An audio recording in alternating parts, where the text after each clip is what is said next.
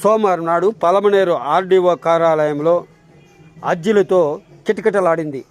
జిల్లా collector, SP, MLA ఎదుట revenue సమస్యలకు చెందిన బాధితులు అర్జీలతో వెళ్ళి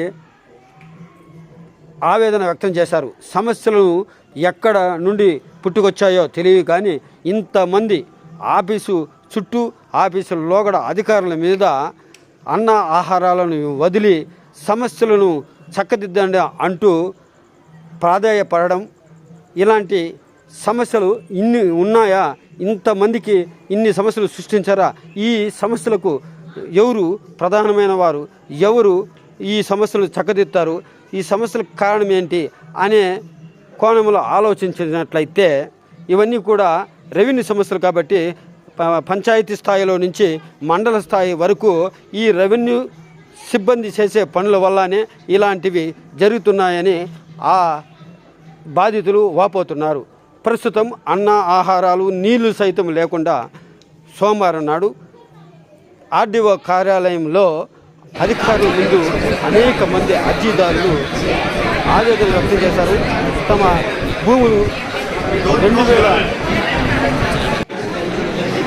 2005 నుండి 10 నుండి 15, 20, 25 నేటి వరకు కూడా పరిష్కారం కాలేదంటూ చాలామంది ఆవేదన వ్యక్తం చేస్తున్నారు.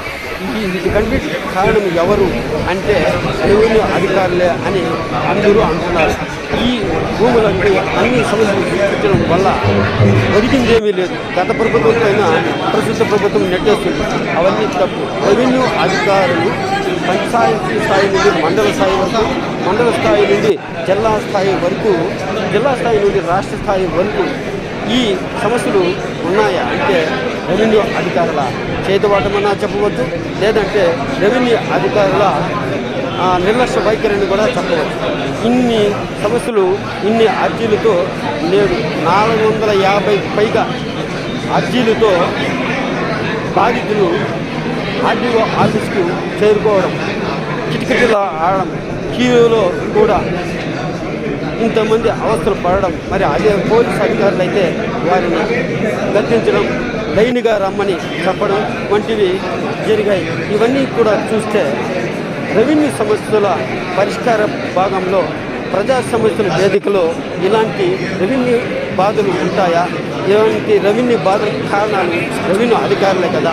మరి ఈ భూములన్నీ కూడా పరిష్కరించాలంటే, ఈ భూ సమస్యలన్నీ పరిష్కరించేందుకు ఇంత పెద్ద ఎత్తున ప్రజలు కలెక్టర్ ఎదుటికి రావాలన్నా